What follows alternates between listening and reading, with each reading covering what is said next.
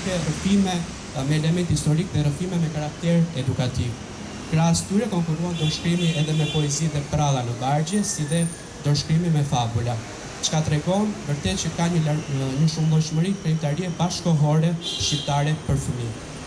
Pavarësisht zhanrit, çdo dorëshkrim u trajtua me të njëjtën seriozitet, me të njëjtin objektivitet dhe me të njëjtin përgjegjësi.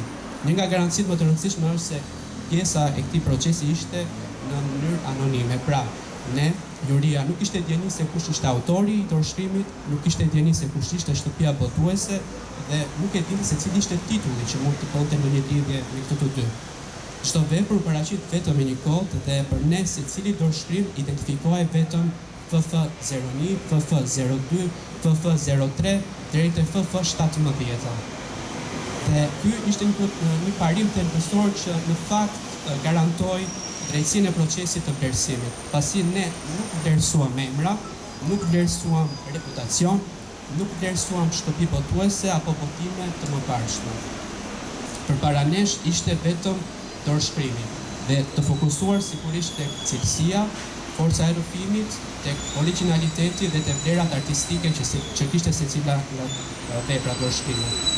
Kjo metodë pune, në fakt na lejoi të ishim plotësisht të paanshëm dhe të përqendroheshim vetëm te ajo që kishte më tepër rëndësi te vepra dhe këtu siç është gjë rasti falenderoj edhe një herë drejtoresh me e cila e bëri të mundur këtë lloj gjëje, se unë bëj ndoshta edhe krahasime me dy herët e mëparshme dhe do të them që kjo herë e ka bërë procesin akoma dhe më efektiv dhe shumë herë më të drejtë.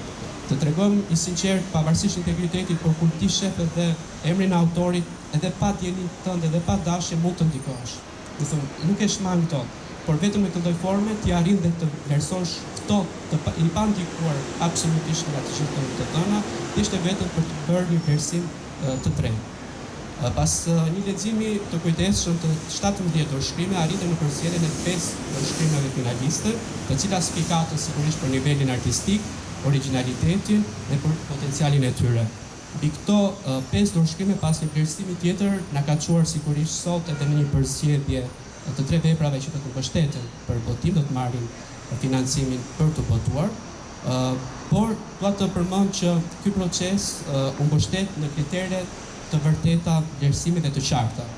U analizua koncepti dhe subjekti, duke vlerësuar originalitetin e idesë, mënyrën e trajtimit të tematikës dhe forcën krijuese të rrëfimit. U vlerësua sigurisht struktura narrative, organizimi i ngjarjeve, ritmi, koherenca, pika kulmore dhe ndërtimi i konfliktit. U analizuan personazhet, besueshmëria, individualiteti dhe aftësia e tyre për të krijuar lidhje emocionale me lexuesit e vegjël. Gjithashtu vlerësua gjua, stili, pasuria e shprehjes, rrjedhshmëria, qartësia, përshtatshmëria me moshën e lexuesve dhe originaliteti artistik. U analizua mesazhi, indikimi edukativ dhe estetik si edhe kontributi që secila mund të japë në zhvillimin e letërsisë bashkëkohore shqiptare për fëmijë. Këto kritere garantuan që çdo dorëshkrim të trajtohej në mënyrë të barabartë, me profesionalizëm, objektivitet dhe me përgjegjësi. Një vlerë e shtuar e këtij procesi ishte edhe vetë përbërja e jurisë. Në fakt, 3 antarë me profile të ndryshme profesionale dhe pse por të bashkuar sigurisht nga e njëjta dashuri për librin dhe nga e njëjta përgjegjësi ndaj letërsisë për fëmijë. Përvoja jo si shkrimtar, si redaktor, gazetar, studiues, poet, përkthyes, mësues, ekspert arsimi, solli këndvështrime të ndryshme, të cilat pasuron analizën e çdo dorëshkrimi. Secili prej nesh ju afroa dorëshkrimit nga perspektiva e përvojës së vetë profesionale, por me një qëllim të vetëm të identifikonim vlerën më të lartë artistike.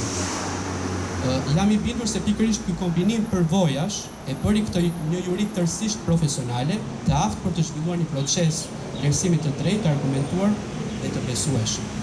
Natyrisht ky proces, sigurisht si çdo proces tjetër, nuk kërse ishte i lehtë, por për ditë me radhë kemi lexuar, kemi analizuar dhe kemi diskutuar dorëshkrimet, së bashku me dy kolegët e mia të nderuara Lodinë Rovenon, zhvilluam debate profesionale të gjata, të sinqerta dhe jashtëzakonisht pritënse. Rastet ishin të shumta kur dorëshkrimet patjetër do na duhej të riktheheshim sërish për të bërë një tjetër analizë, një tjetër vlerësim të tre. Kishte momente kur mbronim këndvështrime të ndryshme, argumentonim, krahasonim dhe reflektonim gjatë mbi elemente të caktuara të përshkrimit. Por pikërisht ku qëndron bukuria e këtij procesi. Debatet tona nuk kishin për qëllime të fitonte mendimi i njërit apo mendimi i tjetrit. Synimi ynë ishte i vetëm që të fitonte në fund cilësia. Çdo diskutim, çdo argument dhe çdo reflektim na afroi më shumë drejt një vendimi të përbashkët. Vendimet tona nuk janë vetëm rezultat i shijeve personale, absolutisht, por flyt e një procesi të gjatë leximi, analize, dialogu profesional dhe konsensusit të ndërtuar mbi respektin për veprën dhe përgjegjësinë ndaj letërsisë shqiptare për fëmijë. Megjithatë, dua ta them me bindje se sot shpallen vetëm 3 përfitues të fondit nga Qendra Kombëtare e Librave dhe Leximit, por kjo nuk do të thotë se kemi vetëm 3 autorë që kanë shkruar vepra të mira. Përkundrazi, mes këtyre 17 dorëshkrimeve gjetëm ide të bukura, personazhe të paharrueshme, eksperimente artistike, interesante dhe autor me potencial të madh krijues. Prandaj dua të falenderoj secilin prej autorëve pjesëmarrës në fondin 2026 të librit për fëmijë. Çdo dorëshkrim kishte një kontribut të çmuar për letërsinë shqiptare për fëmijët dhe çdo autor meriton respekt pa diskutim për punën, kohën dhe pasionin që ka investuar. Shpresoj që ky fond të jetë një nxitje për të vazhduar që të krijoni, sepse letërsia nuk ndërtohet vetëm nga një konkurs i vetëm. Ajo ndërtohet me këmbëkulje, me dashuri për librin dhe me besim tek lexuesit, dhe pikërisht tek lexuesit e vegjël. Sot shpallim besimin ton tek libri, tek fuqia e fjalës, tek historia që rrëmben mendjen e një fëmie dhe nëpërmjet imagjinatës e sodit atë në universe pafund ku argëtohen njëherasi dhe mësojnë. Fëmijët që lexojnë sot do të jenë qytetarët që nesër do të kontribuojnë për shoqërinë tonë dhe në ndërtimin e një Shqipërie plot kulturë dhe vlera pozitive.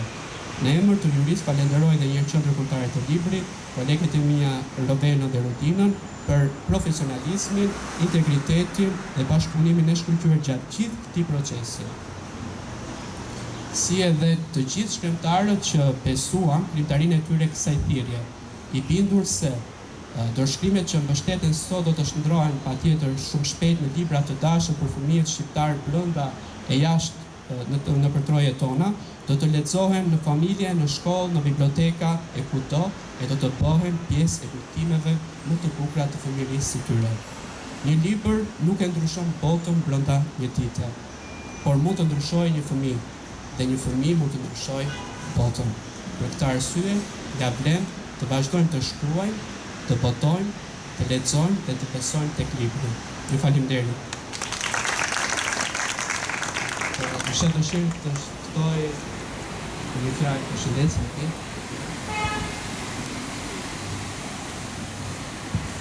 Përshëndetje gjithë, ju falenderoj që jeni të gjithë këtu. Da filloj me falenderime. Falenderimi tjetër i tij shkon Qendrës së Librit dhe Leximit. Është e parë për mua që isha pjesë e një jurie, gjithmonë librat e mia janë gjykuar me të tjerë, por së radhe kjo përvojë kaq e bukur më ndihmoi në shumë gjëra. E para fillimisht të shikoj nga lart një pamje më të madhe të çfarë është letërsia për fëmijë sot, sepse mund të kemi lexuar libra të autorëve shqiptar tek këtu, por jo të gjitha në një kohë kaq të shkurtër dhe në një plan kaq krahasimor. Edhe kjo më dha një ide shumë herë më të qartë se ç'e kisha më përpara. Falenderimi tjetër shkon për faktin që ajo që tha Flori ishte shumë e rëndësishme, që përmes rregullores e cila ishte shumë mirë strukturuar dhe me pika shumë të qarta, na bëri të mundur që ky proces ishte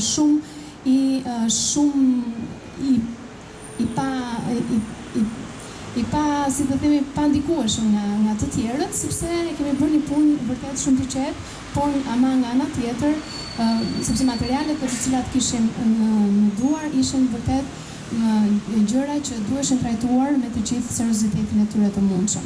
Gjithashtu falenderim tjetër i shkon edhe Flori, sekretari juris, për shkakun se ishte në një qendër të trekëndshit të Bermondës, duke dashur që të balancoj në fije të perit të gjithë këtë proces me një uri që ishte një uri gurgulitës e tamam si një vulkan që në veprim, ty zonja shumë të flakta si puna jonë që nuk e lëm fjalën të bjerë poshtë, dhe nga ana tjetër të mbaj të drejtë procesin kashi atyre që ishin konkurrent në këtë pjesëmarrës në këtë konkurs, edhe gjithashtu edhe sa i përket anës institucionale për të përmbushur të gjitha pikat që ishin të shkruara në rregullore në mënyrë që të ishin të drejtë në të gjithë ata që ishin pjesëmarrës. Tani, do më leja unë të flas dy gjëra si një përshtypje të parë për atë çka përjetova në momentin që patëm përballë gjitha të prurje. Shikoj që vura re dy gjëra kryesore, ishin gati dy shtylla kryesore. Ishin shkrime të autorëve të qëndësishëm, që vazhdojnë ta kenë krijimtarinë e tyre për një kohë shumë të gjatë, edhe shtylla tjetër ishin krijuesit e rinj. Me shumë kënaqësi shikoj që krijuesit e rinj kanë filluar të lëvrojnë zhanre dhe ta zgjerojnë shumësinë e zhanreve edhe tek fantazia, e cila nuk është aq e thjeshtë për të gjykuar poezia dhe fantazia, duke qenë se janë dy, si thua, zhanre që janë më abstrakte se të gjithë të tjerat, është pak më vështirë, janë si kuaj të egër që të cilët i mezi i përmban. Dhe kjo ishte një ndër pikat e forta në të cilat ne kemi pasur edhe mendimet më të flakta rreth kësaj krijimtarie. Nga ana tjetër, shikoj që në krijimtarinë e autorëve ekzistues, le të themi që kishte zhanre gjysmëletrare. Vura re që kishte aty historiko-letrar, kishte gjithashtu didaktiko-letrar, kishte, më kujto Flori, ishte arkeologjiko-letrar, le ta themi kështu, dhe disa natyra të tjera të këtij lloji, ndërsa të tjerat ishin letërsi e pastër. Kisha një lloj ngërçi brenda vetes për të gjykuar pikërisht këtë lloj letërsie, sepse në qoftë se këto ishin letërsi të nxjerra nga Sirtari, sepse mendoj që ishin të shkruar shumë mirë, por për një kohë që nuk e kanë lexuesin më tani, që nuk e kupton, domethënë të zhveshur pak nga një lloj bashkëkohësie tanishme, ato mund të quhen shumë mirë libra të gjithkohshëm,